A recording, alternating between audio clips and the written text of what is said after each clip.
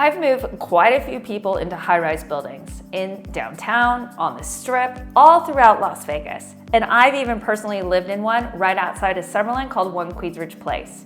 I love high-rise living. I think it's amazing. And if you've watched any of my videos, you know I've compared luxury homes to high-rises, and I've done all sorts of things. But in those videos, I've received questions from you guys that I want to answer in this video.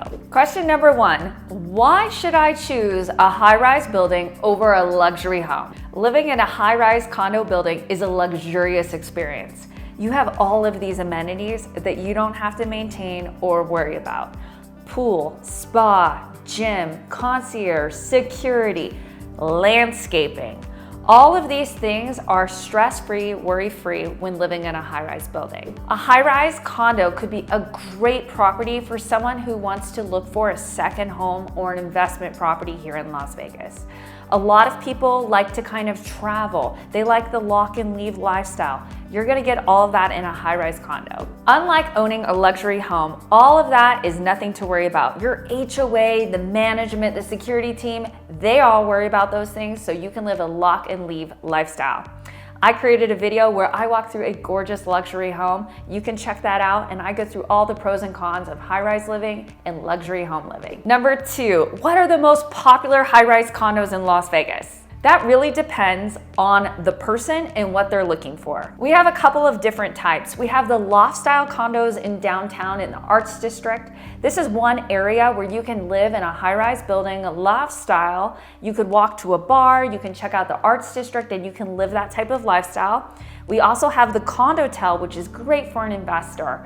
They have an opportunity for you to enroll your unit into the program and have them lease it out and rent it out to different tenants and have that hotel amenity lifestyle. And then we also have the 5-star luxury experience like One Queensridge Place, Park Towers, and Waldorf Astoria. So like I shared, it really depends on what you're looking for in terms of a lifestyle. But there are 5 that sell a lot. I would say the top 5 are the MGM Signature because of its condotel program. It offers a hotel-like amenity lifestyle, and you can lease it out and rent it out very easily. Number 2, Waldorf Astoria. 5-star luxury experience. You have 5-star amenities because of the hotel it's connected to, and the location is unbeatable. You can literally walk to the crystal shops where you could shop at Gucci and Chanel. You could walk over to T-Mobile Arena and catch a Golden Knights game. And you're right next to the Aria, which has my favorite restaurant, Javier's. Number 3, One Queensridge Place. The only high-rise that's near Summerlin. You have this expansive, gorgeous high-rise building. And what I love about One Queensridge Place, because I live there, is you have a barista that's there in the morning that makes cold brew coffee, they set out pastries, they can make you a latte, a smoothie, and they also have toast. If you like avocado toast, they have that too. And it's just a really great building with tons of amenities, and the location is great if you're trying to be near Summerlin. Number 4, we have the Martin. The Martin is right off Dean Martin and on the same road as Allegiant Stadium. So if you're someone who's looking for a place that's close to Allegiant Stadium, not quite on the Strip, but close enough to the Strip, they also have a limo service which takes you to the Strip on Thursday, Friday, and Saturday. And the Martin is very sleek and modern. So if you're looking for a building like that, the Martin is it. Turnberry Place. Turnberry Place is composed of 4 towers with different interior decorations inside. I love the vibe of each building. One is more old school and vibrant, and the other one is more modern. We have a different flow in each building. What I also love about Turnberry Place is you have the Sterling Club, a members only secret club right in the center. It has the only clay court in all of Las Vegas. So for all my tennis people out there, a clay court, if that's a must, you want to be at Sterling Club. It has a cigar lounge, a club. They even have a med spa in there. It's just such a cool vibe. It just opened a few years ago and it is booming. But like I said, it really depends on the person. What matters most to you? What kind of lifestyle do you want to create? That would really help you decide on which high-rise tower is best for you. Number 3, what are HOA fees and why are they so high?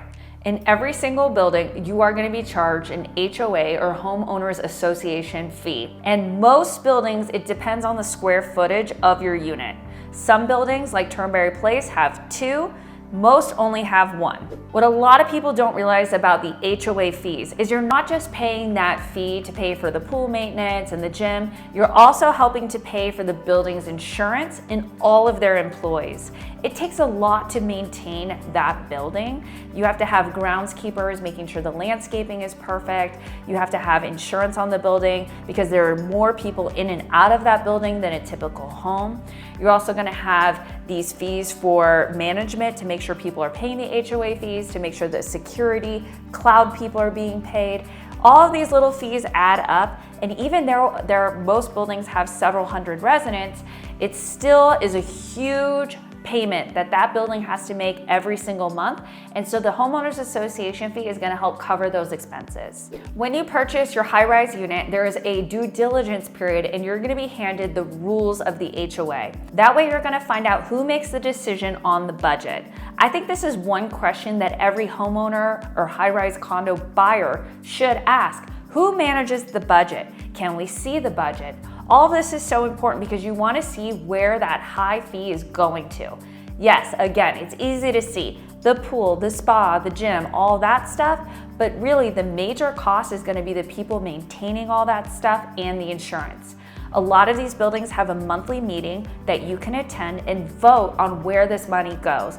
I highly encourage all of my buyers to attend these meetings, especially when you first move into the building, so you really understand where that money goes, and you can even help make those decisions if you want to. In terms of the HOA fee, your mortgage does not cover that HOA fee.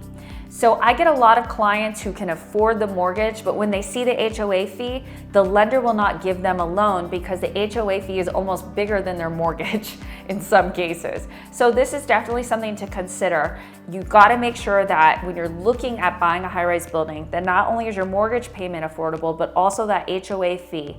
You also are going to have to leave some extra room because a lot of these HOAs eventually charge special assessments, and this could be a huge payment. I've seen that payment go up to $15,000 before in Park Towers, and I had a buyer who was buying in that building, and that fee came, and it was like, wow, we had no idea that was going to be asked of us eventually as we were living here in the building. So they decided not to purchase. But these are definitely things to consider when living in a high-rise. By the way, my name is Courtney Bentley. I'm a luxury real estate agent here in Las Vegas, and I offer a concierge service to take the headache out of moving to my favorite city in the world, Las Vegas. Number 4, how does parking work? Each building has a different type of parking situation. Now, if you're coming from New York or San Francisco, you may have heard of a deeded parking spot, a parking spot that you have to buy. Here in Las Vegas, we don't have that. Most of these units come with a parking space. Now, in an instance of a condotel, it is valet only. You do not have a parking space. MGM, Signature, Trump, Vdara, these condotels do not have a dedicated parking space for you, which if you have a really nice car that you want to store in this parking garage, this may be a situation for you. When I lived in One Queensbridge Place, something I loved that was very unique to this building is I had a garage. At One Queensbridge Place, they have valet parking, but you also have an underground garage, which for me was awesome. I had my car. I also had a little space that I could add some storage. And some of these buildings also come with storage units. It all depends on the building, and if you're interested, I would love to share with you which buildings have them and which ones don't. But overall, this is definitely something to consider if you are a car buff and very particular about where your car is parked. Number 5, why are high-rise condos so difficult to finance? You may qualify for a certain purchase price when working with a lender for a single-family residential home. But what you have to understand is that the lender is not only looking at the buyer's credit and their loan-to-debt ratio, they are also looking at the property being purchased. If the property being purchased is a high-rise condo, the lender is going to ask for an HOA questionnaire. The 2 questions that are the most important are there any outstanding litigations, any lawsuits going on in the building or because of the building? And the second one is how many of these units are owner occupied, or is it a condotel situation where people own them and then they're constantly renting them out? These are 2 things that are very important when it comes to lending on a building. 2 other things they look for are the HOA finances. They're going to want to look into the budget, how the building's being maintained, and they're also looking for the condo documents. They want to see if things have been updated or upgraded through the years, because if things have not been updated and upgraded, that means the value of this building is depreciating, and a lender is not going to want to fork out money and cross their fingers that things are going to go up and gain some equity. Getting an FHA loan for a high-rise building is very rare, but you're in luck if that's what you have. There are 2 buildings that accept FHA financing, the Ogden and the one Las Vegas. Are there rental restrictions? This is a huge question I get asked all the time. Depending on what type of investment you're looking at, if you're looking for a home and a high-rise that you're going to live in full time, you're going to want to look at a building that doesn't have that short-term turnaround. If you're an investor looking for a great investment or a vacation home, a condotel is definitely for you. These condotels that you can Airbnb or short-term rent include MGM Signature, Vdara, Trump, Platinum, and Palms Place. Now, if you're looking for a 3-month and up, we have Sky Las Vegas, which offers that, as well as Jewel. Most other buildings offer 6 months and up for a tenant lease, but One Queensbridge Place has a 1-year lease agreement and up. So if you're looking for that quick turnaround, you want to get your unit and rent it out real quick, you're going to want to focus on the condotel or the 3-month and up.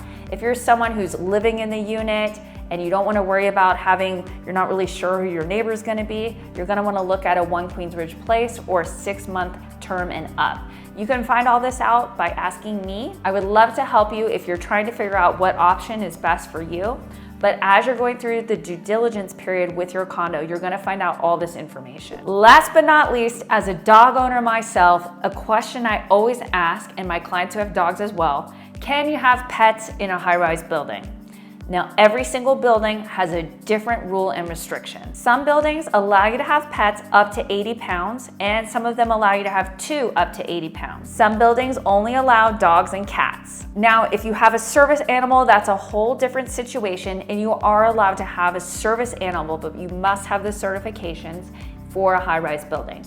But many of them have different rules, so if you're interested, please contact me. I'd love to share with you what that looks like. What other questions do you have about high-rise living? Comment below, I would love to answer. If you're thinking about making the move to high-rise living, check out my playlist with all the things you need to know about high-rise living in Las Vegas. Thank you so much for watching. I'll see you on the next one.